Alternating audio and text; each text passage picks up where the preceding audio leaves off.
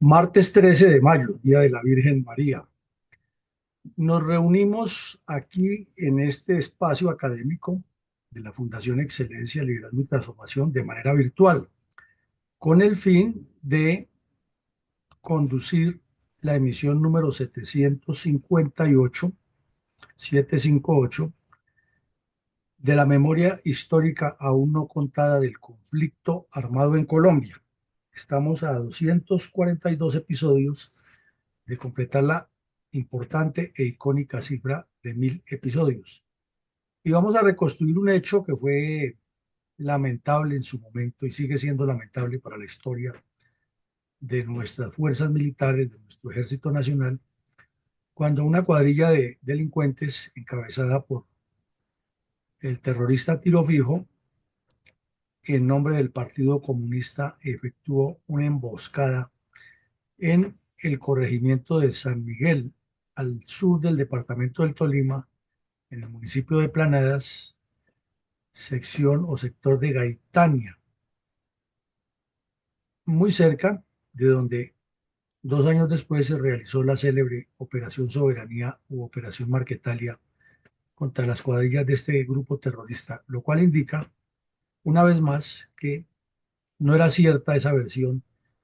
de que todo comenzó en el 64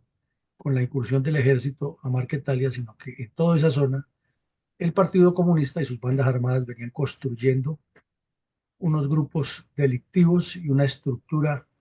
criminal similar a la que había formado Juan de la Cruz Varela desde el Sumapaz hacia los llanos orientales y el oriente del Tolima, norte del Huila. Entremos en materia, mi coronel.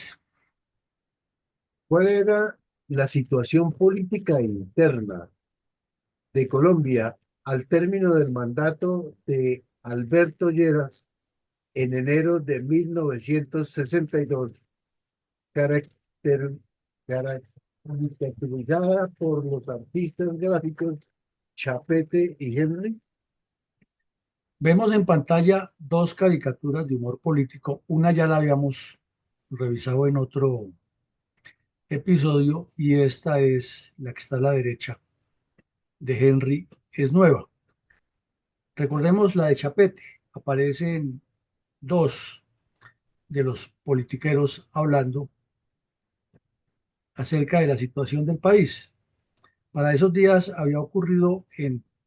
o estaba programada en Punta del Este, Uruguay, una reunión de la OEA en la cual se estaban gestando una serie de medidas contra la dictadura cubana por la forma como estaba exportando el terrorismo y a la vez oprimiendo a su pueblo, violando la Carta de las Naciones Latinoamericanas. Pero los politiqueros siempre andaban en otros ejercicios. Ya estamos hablando del cuarto año del gobierno del señor Lleras Camargo, estaba a puertas de salir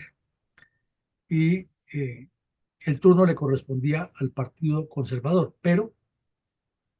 estaba en la cantidad de pugnas e intrigas como se hacían visibles todos. Entonces le comenta un politiquero a otro, le dice, ¿viste que Alvarito, o sea Álvaro Gómez, aceptó viajar a Punta del Este? Y el otro le contesta, sí, claro, es que él no es de la oposición destructiva, sino de la oposición retributiva. En 4 palabras definen lo que ha sido la politiquería en Colombia, de la cual no se salva ninguno. Y el señor Gómez Hurtado, que en ese momento era parlamentario, estaba haciendo lo posible y lo imposible porque el papá, que era el dueño del Partido Conservador, no el presidente, era el dueño, era el que quitaba y ponía, estaba en una pugnacidad muy fuerte con la Casa Ospina y esa pugnacidad venía desde el golpe de opinión del general Rojas Pinilla. Entonces ahora optó eh, el señor Gómez por jugar al péndulo al estilo Trump. Un día atacaba al gobierno, otro día asumía al gobierno. Y la posibilidad de lucirse en la asamblea de la OEA en Punta del Este no podía pasarla por alto. O sea, la enfermedad es crónica y es repetitiva. Y en la segunda, que la tituló el caricaturista Henry, así, perdón, un susto, dice dos gomelos de la época, dos hippies de la época colombiana, o dos hippies colombianos de la época,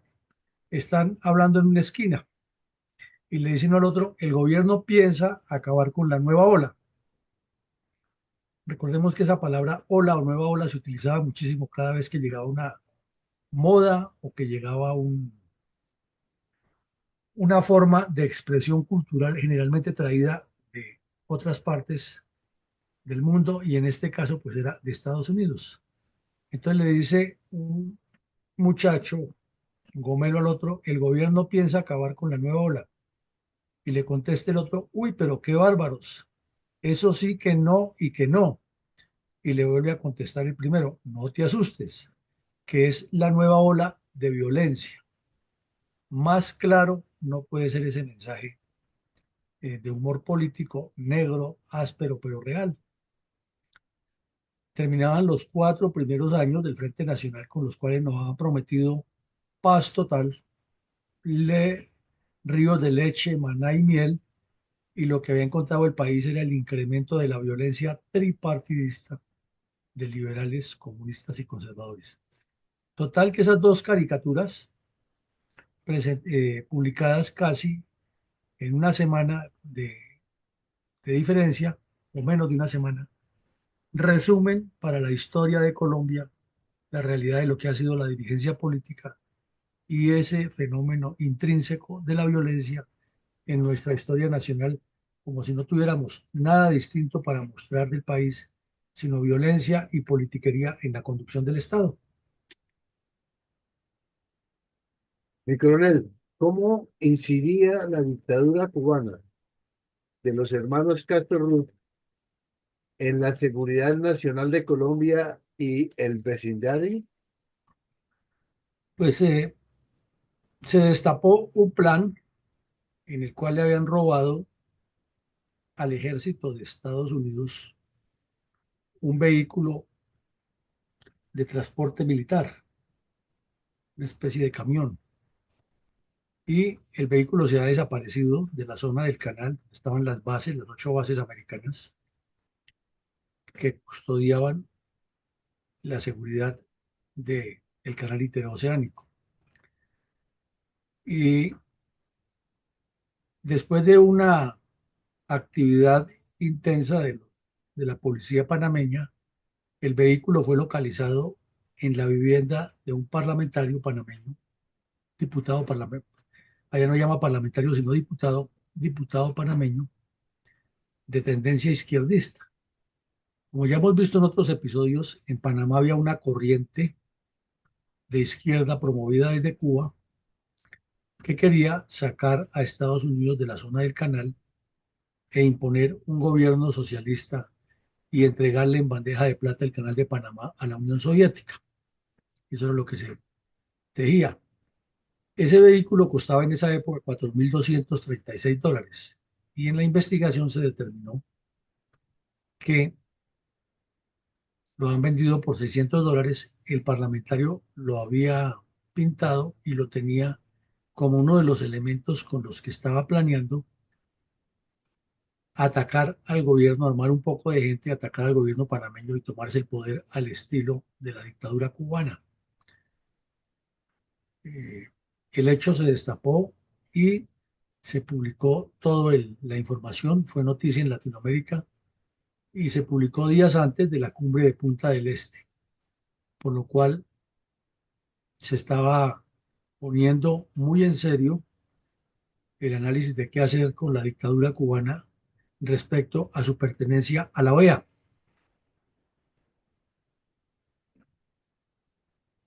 Mi coronel, ¿cuál era la idea promovida por Colombia y Estados Unidos para contener el ímpetu pro-terrorista que dirigía e impulsaba la dictadura cubana en el continente por medio de los comunistas armados y desarmados del hemisferio? Pues como Colombia era uno de los países más agredidos por el terrorismo comunista, y ya hemos visto en otros episodios la presencia de delincuentes cubanos, inclusive desde la embajada, con la connivencia del señor Lleras Camargo, que no tomaba acciones claras contra eh, la dictadura cubana, expulsando todos esos delincuentes que ve aquí en los cuerpos diplomáticos y consulares y rompiendo relaciones con la isla, no le faltaba el carácter para hacerlo.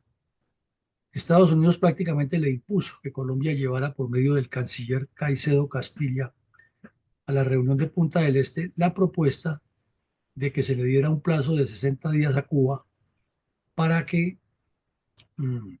hiciera elecciones libres. De lo contrario, sería retirada de la OEA.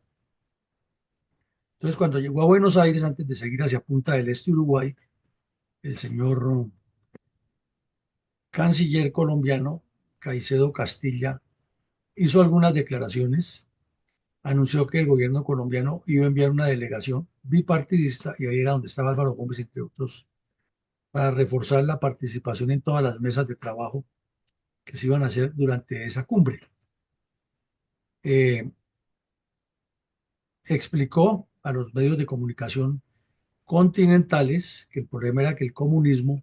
armado y desarmado, estaba infiltrándose en todos los estamentos de la vida social, política, económica y cultural de Colombia, que había un riesgo para la seguridad nacional y que Colombia estaba de acuerdo con que la dictadura cubana fuera sancionada.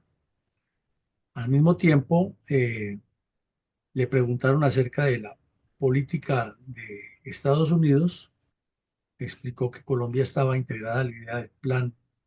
de la Alianza para el Progreso. El secretario de Estado de Estados Unidos, Dean Rusk, eh, también se refirió a que Cuba era el problema y que había que tomar eh,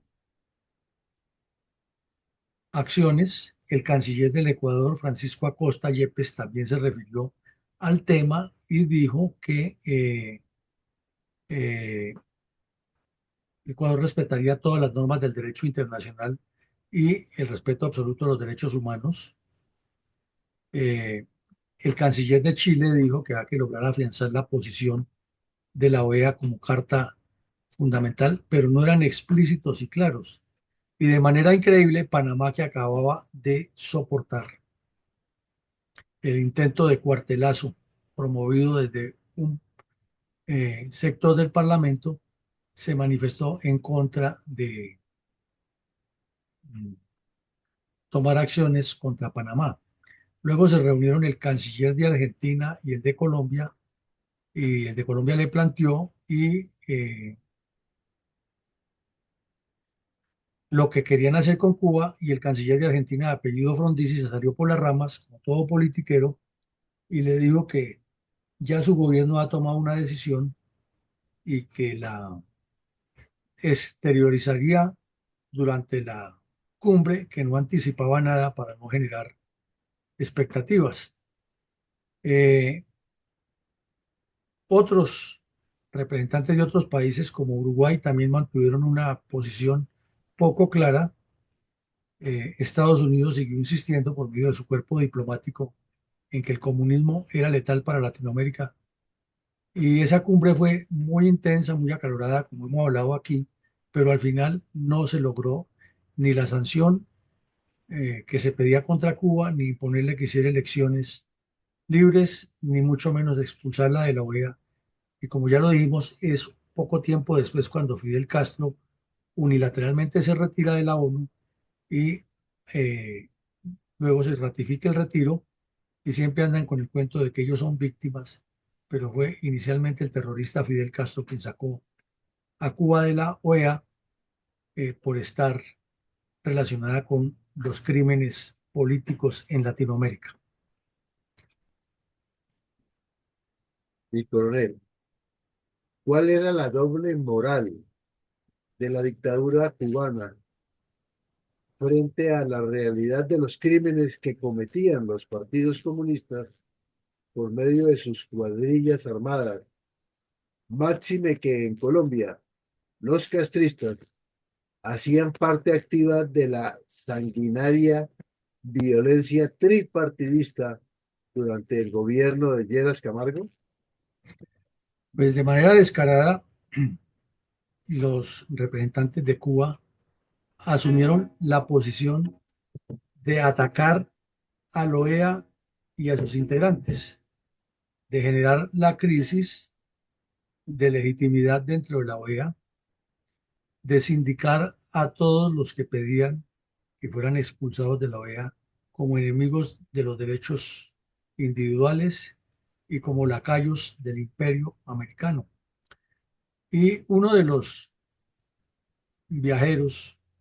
de Cuba a esa cumbre fue el terrorista Ernesto Guevara La Serna, alias el Che. Y allá, con su pinta desatalajada, muy mal trajeado y mal vestido, ¿cómo era su porte normal? Utilizó los escenarios para soltar una cantidad de discursos encendidos y para volverse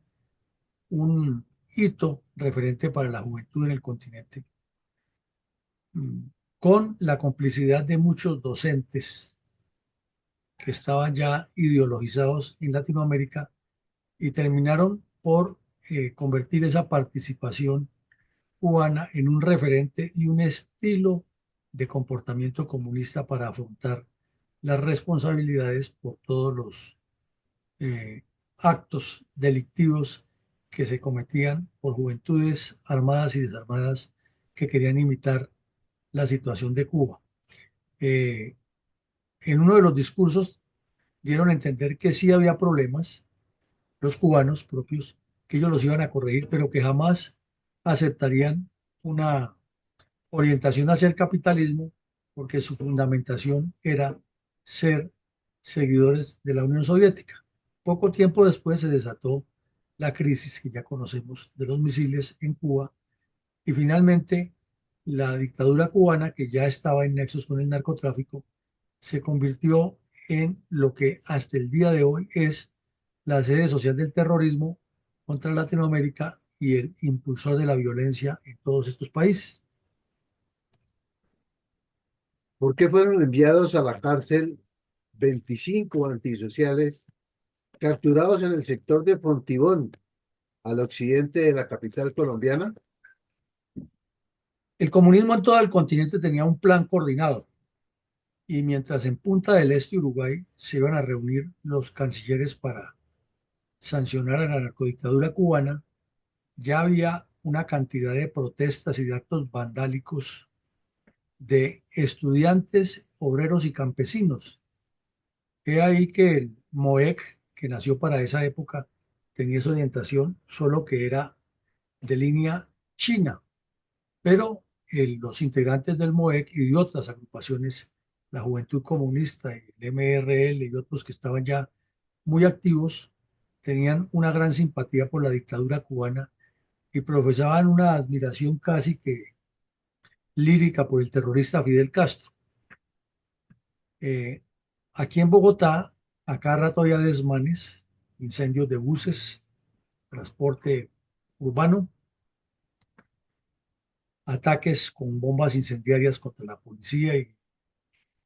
ataques al comercio, y se les venía siguiendo la pista a estos sujetos. En una redada que hizo unas casas en el sector de Fontibón, la Policía Nacional y el Ejército capturaron a 25 delincuentes. Algunos eran estudiantes, otros eran obreros y otros eran campesinos provenientes de la zona del Sumapaz y de Biotá. Y estaban integrados a una red, una célula urbana que elaboraba bombas Molotov, que cometía actos criminales contra la institucionalidad. De esa forma actuaban y todo lo que se les encontró, los panfletos, las consignas,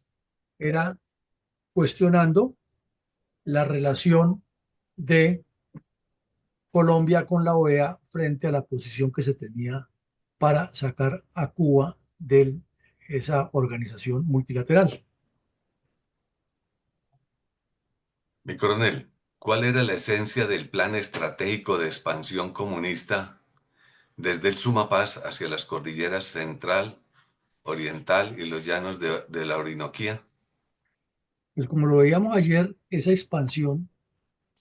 eh, implicaba o tendía a que mientras en las ciudades ocurren hechos como este, mientras en las universidades y centros de estudios se le imbuía a los estudiantes el odio de clases y la línea ideológica prosoviética, procastrista y prochina, el Partido Comunista, con sus células rurales dirigidas del Congreso de la República por el representante a la Cámara, Juan de la Cruz Varela, se promovía la expansión de esas células comunistas que tenían epicentro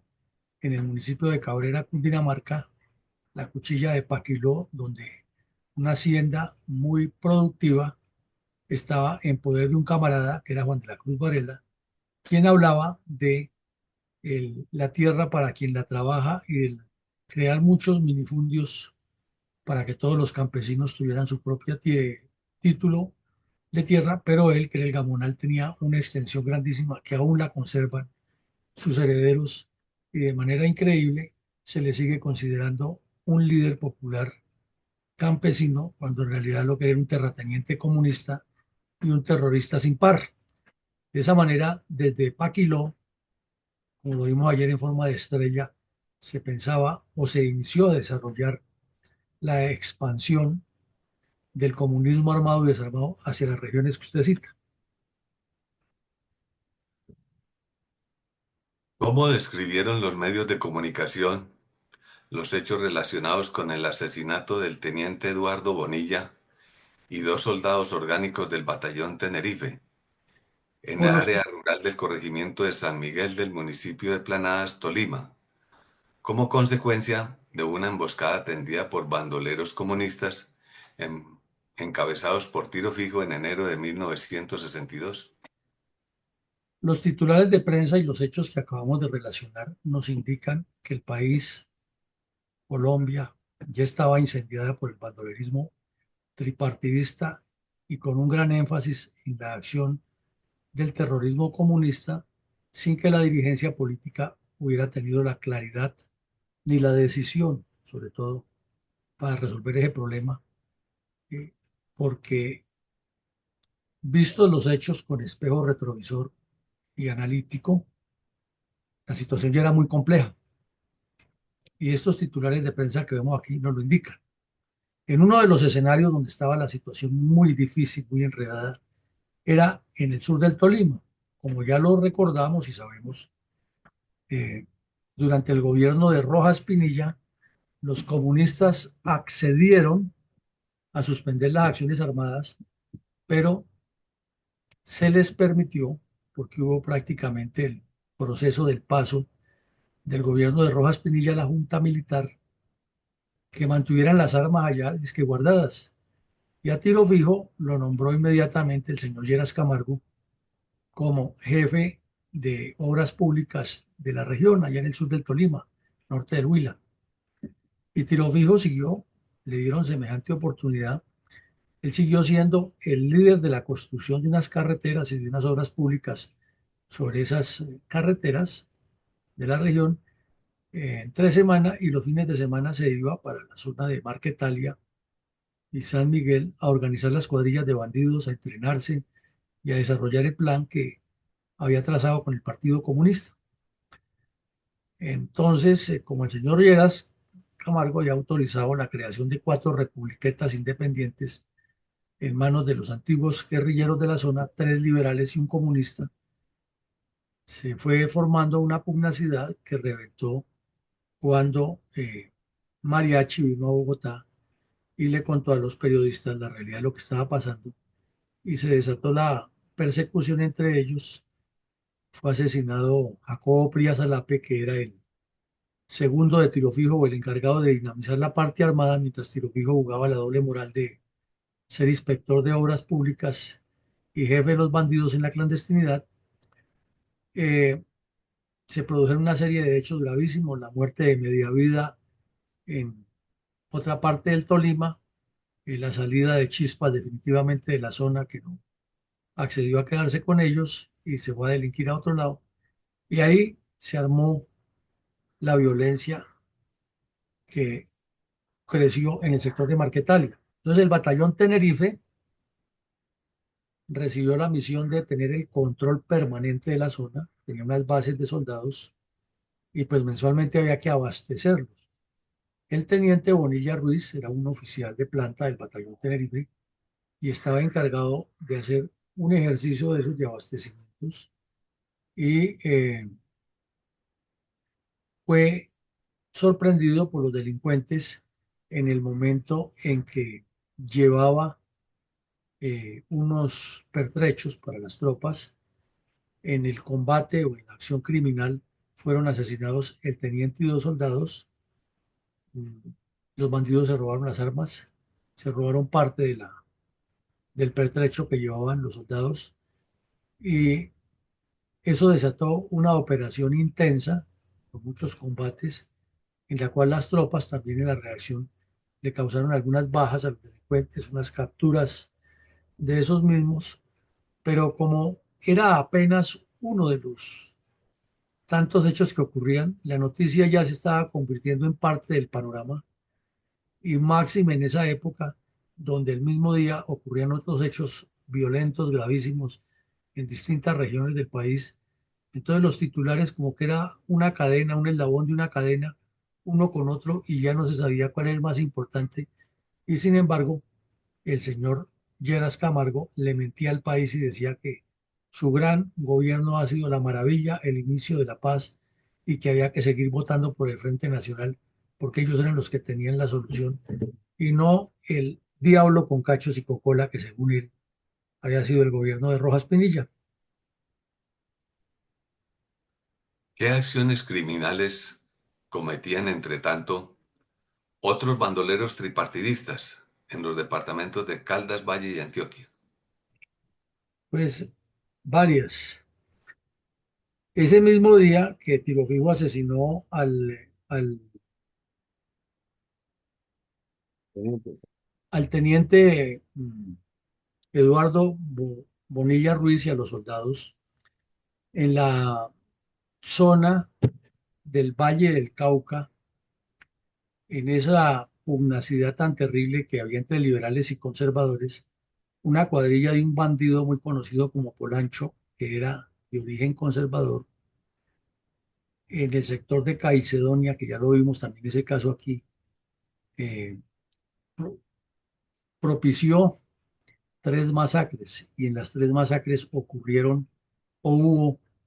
49 personas que perdieron la vida de la manera más atroz que uno se puede imaginar. Todas las mujeres, niñas y señoras fueron violadas, a los señores les cortaron la cabeza y les sacaron la lengua por el cuello, eh, incineraron las casas, algo que no tiene explicación en un país que se precia de ser católico y de una banda criminal de un partido que encabezaba precisamente la moral y la fe católica en Colombia. Entre tanto, en Calarcá Caldas, un campesino de filiación liberal, de filiación conservadora que se había ido a vivir a la zona, también fue localizado por los contrarios y fue decapitado y asesinado cruelmente. En el municipio de Sopetrán, Antioquia, tropas de la Cuarta Brigada dieron de baja a un bandolero que estaba organizando otra cuadrilla de delincuentes de filiación del MRL en la zona y era buscado por unidades de la Cuarta Brigada. Al fin lo localizaron y en el intercambio de disparos con los delincuentes fue eliminado Francisco González, alias Mincho. Entonces, como vemos, con todos esos alias un poco funambulescos y muy propios de cada región, estos delincuentes sembraban el terror eh, y por lo tanto el crimen del teniente y de los dos soldados perpetrado por las bandas comunistas se convirtió fue en una parte más y queda claro cómo liberales, conservadores y comunistas por parejo desangraban al país y hacían parte de esa violencia tripartidista que muy habilidosamente nos la han querido vender ellos mismos como un problema de violencia bipartidista, sacando de todo pecado al Partido Comunista.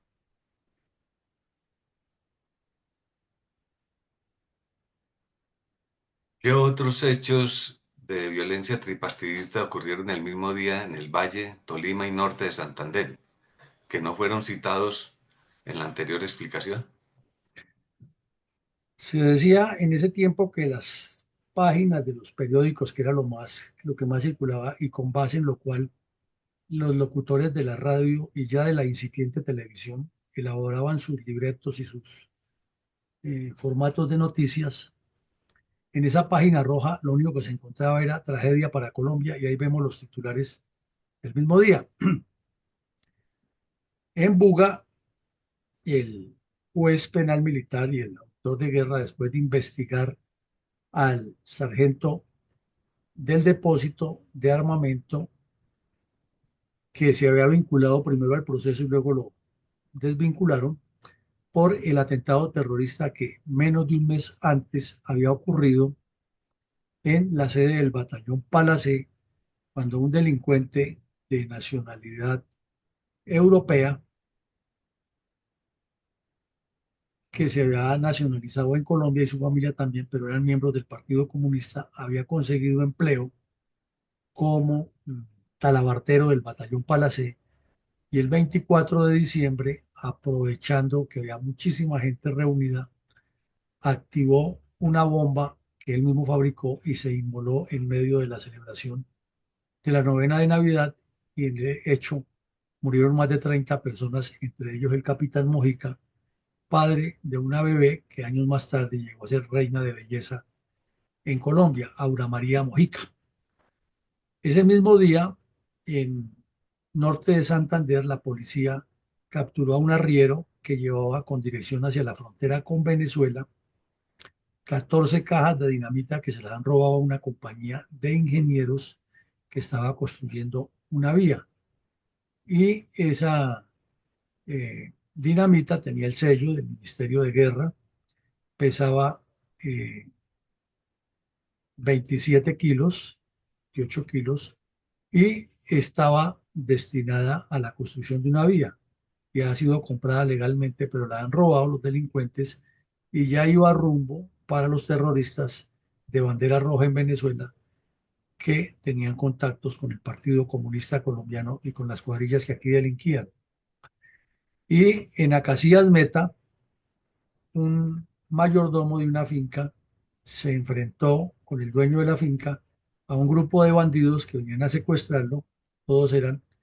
del Partido Comunista y del MRL. Estaban formando lo que más tarde serían las FARC en la zona. Y estos dos personajes eliminaron a 5 terroristas y dejaron a 8 heridos. Fue un hecho bastante publicado y que por su dimensión pues también opacaba completamente el suceso del asesinato del teniente en el Huila.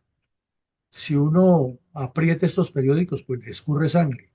pero si revisa como con un mapa analítico todo ese panorama, pues comprende cómo los tres partidos, liberal, conservador y comunista, y sus dirigentes tienen tanta responsabilidad en lo que nos pasa y en la desinformación, porque como vemos otro titular, el mismo día se publicaba el chisme que circulaba la versión que Chispas había sido herido en combate y que en otra parte del país había sido capturado un delincuente de una de esas bandas criminales que estaba condenado a 16 años de presidio y se había escapado. Además que lo hemos dicho que era muy común en esa época que se escaparan los delincuentes de la cárcel porque había una corrupción peor que la que hay ahora en el sistema penitenciario. Y de remate, en Melgar, Tolima, muy cerca del fuerte militar de Tolemaida, habían sido capturados 26 bandidos del Partido Comunista que estaban preparando otras actividades criminales para colocar bombas y mm, hacer daños en la infraestructura vial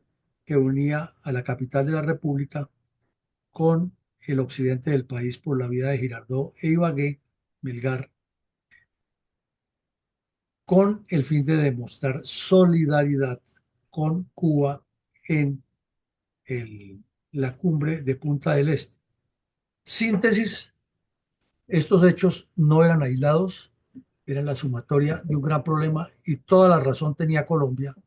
de pedir la condena contra la narcodictadura cubana ya,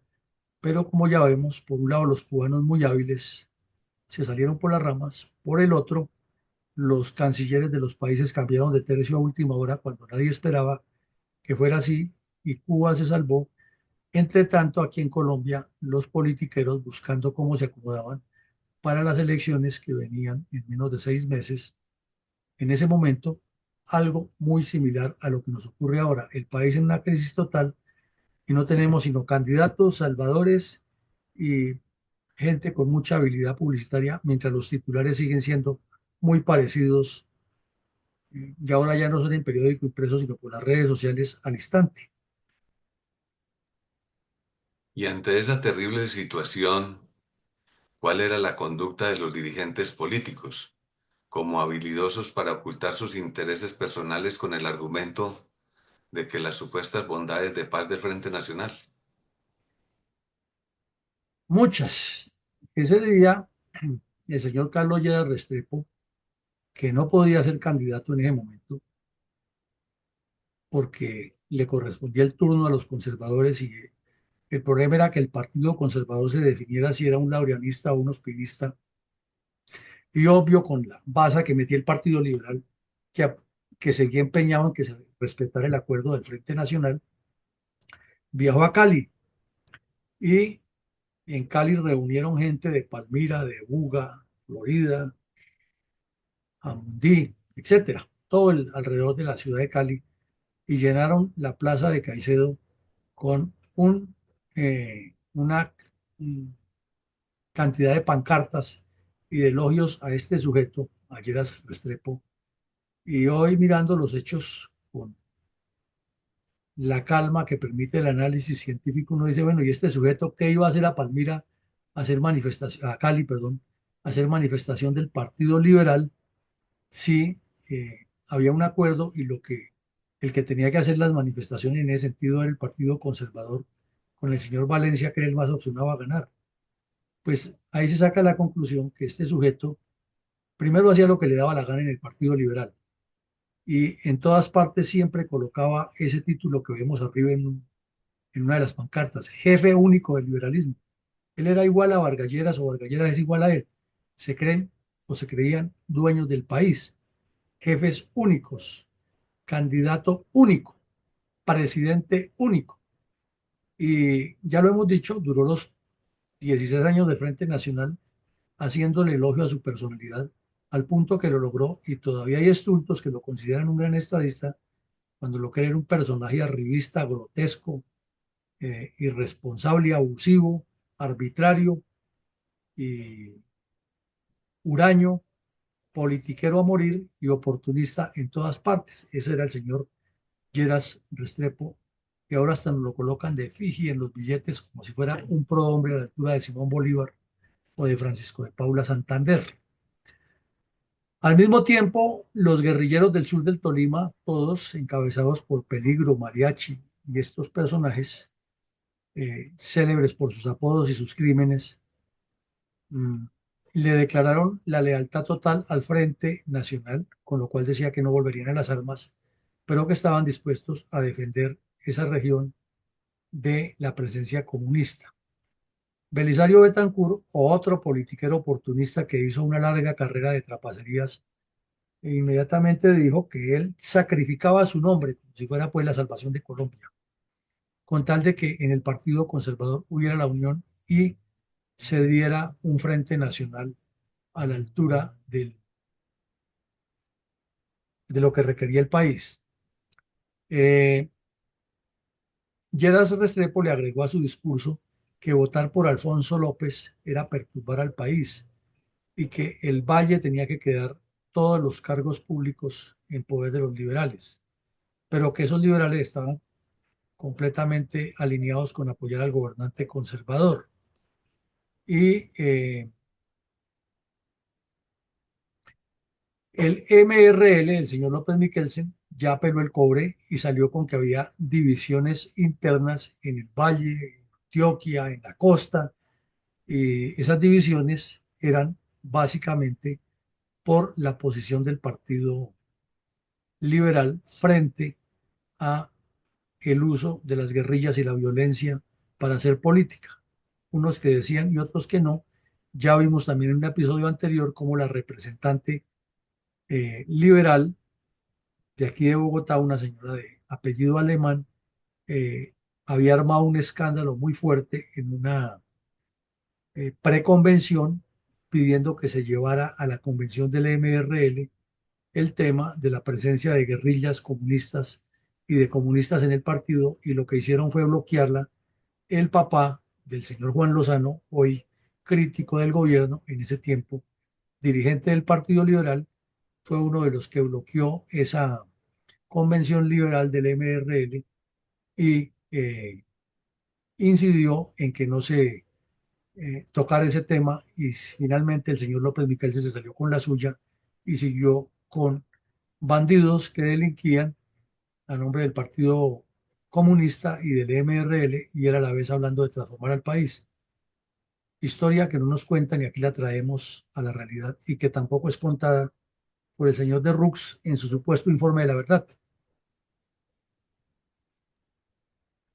¿Cuál es el desfase que podemos sacar a relucir en este escenario académico de análisis como otra cruda realidad de los políticos y sus dirigentes en torno al destino de Colombia? Vemos que el periódico El Tiempo se reunió aquí en Bogotá con los líderes populares de los barrios que estaban organizando la gente para las elecciones. O sea, los caciques de vereda y de barrio, que son los que les manejan la politiquería y a los que les reparten el dinero. Y una vez los entrevistaron, ellos dijeron que tenían instrucciones del alto partido para apoyar el Frente Nacional, diera el agua donde diera. Y el Frente Nacional tenía que evitar dos cosas muy claras. Una, que Alfonso López ganara la presidencia o ganara un poder muy fuerte en el Parlamento. Y dos, bloquearle el camino a cualquier proyecto político que tuviera el general Rojas Pinilla. Y ese es el gran secreto del Frente Nacional. Y ahí gravitó todo el accionar político del Frente Nacional. Al punto que, como lo hemos dicho varias veces aquí, el día que el general Rojas Pinilla le ganó las elecciones al conservatismo, y eso significaba que el Frente Nacional se rompía, le robaron los comicios y de ahí se multiplicó la violencia que no para. Por ende, la conclusión que nos queda es que los politiqueros del Frente Nacional lo que hicieron fue una transición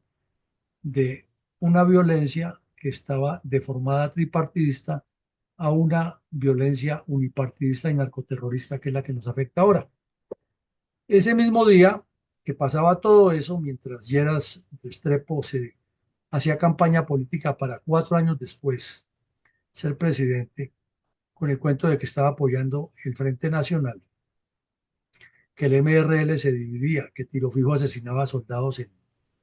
el sur del Tolima, que la guerrilla de Efraín González crecía en Santander, que en el Valle del Cauca los conservadores mataban 49 liberales y los liberales comenzaban a devolverle el favor, asesinando de a uno en el Quindío y en la zona. Ese mismo día el gobierno estaba presentando al Congreso una reforma judicial y llena de leguleyos y habladores y expertos en palabrejas rarísimas y utilizando términos latinos que eran muy comunes en esa época en el derecho para aparentar mayor sapiencia. Entonces todos esos politiqueros estaban dedicados era a buscar cómo sacaban más ventajas en el Congreso para ellos. Les importaba muy poco la sangre de los soldados, de los policías, de los campesinos, y eran conscientes de que sus gamonales regionales, en nombre de sus partidos, estaban asesinando la vida en primavera, pero para ellos lo importante era mantenerse en esos cargos. Hoy tenemos el mismo escenario, poco de politiqueros de las vertientes que ya no son tres, sino múltiples, buscando apoltronarse en el poder, inventando cualquier figura, hablando mal o bien del sujeto este que tenemos en la presidencia, con el fin de ganar adeptos y seguir allí sentados porque ese salario que tienen es muy atractivo, pero no se nota ningún cambio para mejorar la situación del país. Y si miramos los titulares de esa época, iguales a los de ahora, que hay que buscar la paz y la convivencia, que la paz total, que el partido no sé qué ha hecho por la tranquilidad de los colombianos, que en cambio el otro no ha hecho, y ahí no la hemos pasado. Y han transcurrido 63 años desde esa fecha a hoy y no se nota ningún cambio sustancial en la manera de hacer política en Colombia. Total, la responsabilidad es absoluta de estos dirigentes en lo que ha pasado. Con reverencia, admiración y absoluto respeto, guardemos un minuto de silencio por todas las víctimas del terrorismo comunista contra los colombianos, en este caso específico de los crímenes ordenados por el Partido Comunista y ejecutados por sus cuadrillas encabezadas por Tiro Fijo al sur del Tolima y norte del Huila, a comienzos de 1960.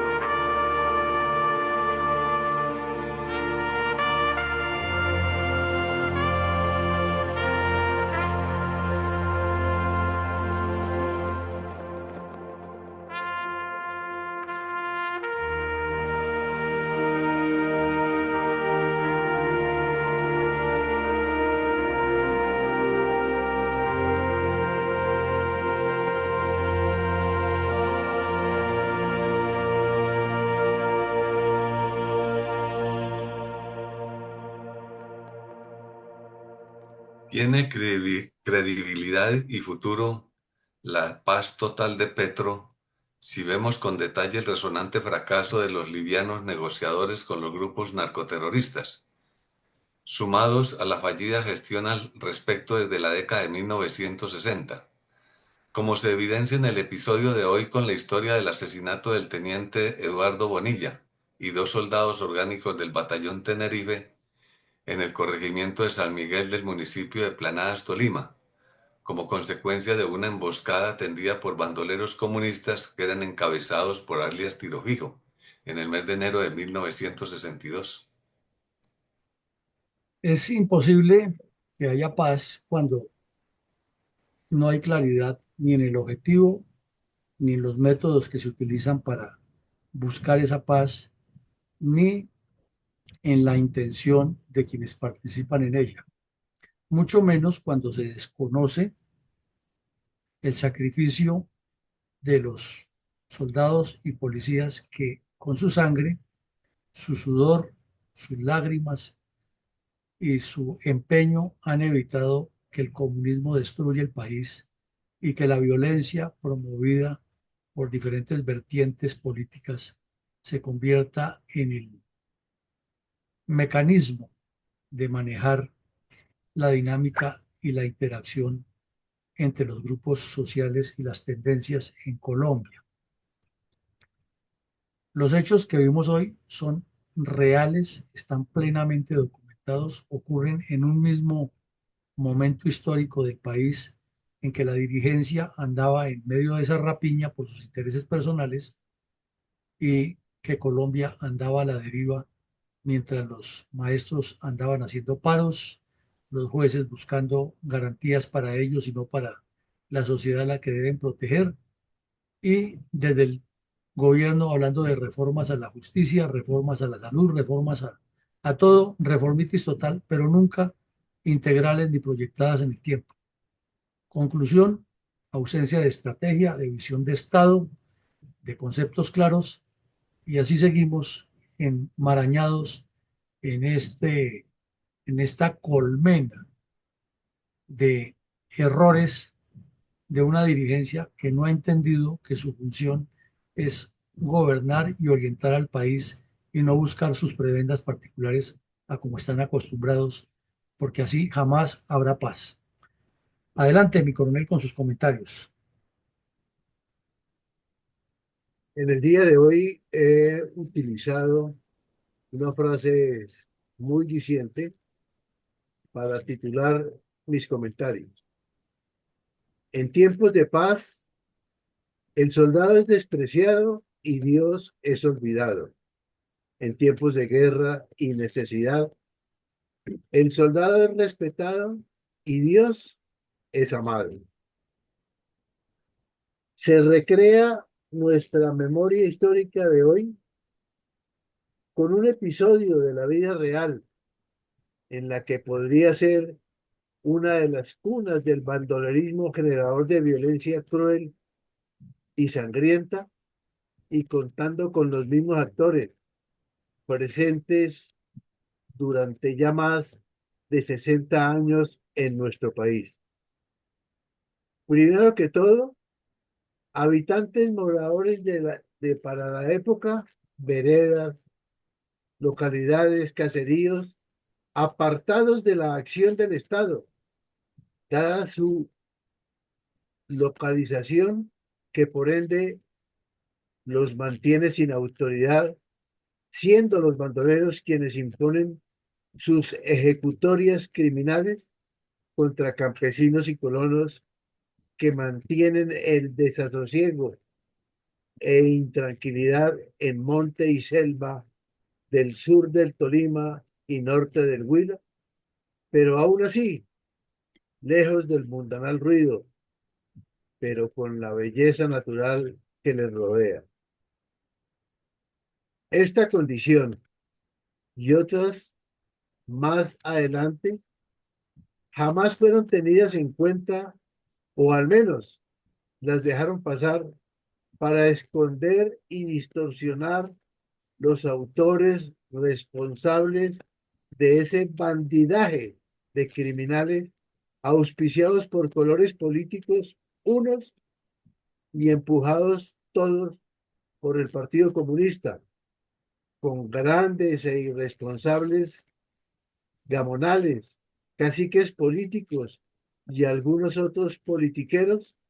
que pretenden ganar votos de sitios que ni conocen, con campesinos a los cuales ni les van a cumplir. Muy al estilo de las operaciones de acción cívico-militar, las tropas del batallón Tenerife inician patrullaje hacia San Miguel, llevando consigo un abierto corazón humanitario, cuya única misión era auxiliar esas comunidades con ayuda humanitaria, atravesando trochas de arrieros, trochas de ganado, situación que fue aprovechada por los bandidos dirigidos por la crueldad de ese bandolero mayor, fundador de las FARC, alias Tiro Fijo, cuya concubina hoy, ganando onerosos sueldos de igualdad con los demás congresistas, no sé cómo se pueden aguantar esa alineación que otro acuerdo les hizo dar, y desde donde siguen haciendo el mal y pretendiendo enaltecer el nombre o el alias de este criminal y asesino fundador de las FARC, disimulando y desvirtuando la verdad mediante el cuento del robo de la gallinita, la que de pronto era la única paga que tenía el humilde campesino para este ladrón vividor, pues nadie podía hablar, ya que su osadía le podría costar la vida misma. El ejército mantuvo su única orden e iniciativa: llevar ayuda al sufrido campesino. Y así se hizo. Por estas y otras muchas buenas acciones son vilipendiadas por los politiqueros, y la prueba está patente en la prensa y documentos de la época, esos que aparecen invisibles para el mentiroso informe de la verdad. Y qué decir de las artimañas de los políticos. Ellos piensan única y exclusivamente en su beneficio particular. ¿Cuántos votos voy a conseguir? Así sean untados de sangre inocente. ¿Cuántas reuniones pueden organizarme para mi lanzamiento y prospectiva de las elecciones? En fin, todo para ellos y nuestra sacrificada fuerza pública, ¿qué? ¿Cuál es la ayuda? ¿Y cuál es el apoyo? ¿El respaldo a la acción de las tropas? ¿O solo es en los momentos de necesidad que se voltea a mirar al soldado y luego se le abandona? Recapacitemos. Aprendamos de la historia. Ella nos hará ver la verdad, incluyendo la del sacrificio de nuestros héroes. Guerra y paz traen sacrificios, pero también quedamos en este mundo quienes los debemos recordar. Muchas gracias, mi coronel Villamarín. Muchas gracias a usted, mi coronel. Retomo una parte de lo que usted dice. Cuando sienten que sus prebendas están en crisis, ahí sí buscan al soldado. Y cuando se salvan, entonces lo olvidan. Pero peor, cuando ya estamos en el retiro, entonces comienzan a buscarnos porque les brota el patriotismo en elecciones, se vuelven ultrapatriotas y dan su vida por las fuerzas militares y de policía, lo cual no deja de ser un engaño y una farsa. Desafortunadamente para la dirigencia política colombiana hay realidades muy claras. La violencia para ellos ha sido un método y un mecanismo de promover su ascenso y su permanencia en el poder. Y al mismo tiempo, la existencia de las fuerzas militares para ellos ha sido un mal necesario al cual hay que tener, porque es la forma de que los hijos de los más pobres pongan la sangre mientras ellos viven sabroso y viajan y se reparten el poder. Llámese como se llame, liberales, conservadores o comunistas, todos piensan y actúan igual frente al drama del pueblo colombiano. Esta tarde tendremos una actividad aparte, una invitación especial. Ya mi coronel Alarcón les repartirá el link para invitarlos a la asistencia de ese evento. Mañana retomaremos todas las actividades normales con la Fundación. Un feliz día para todos y que Dios nos siga bendiciendo y acompañando.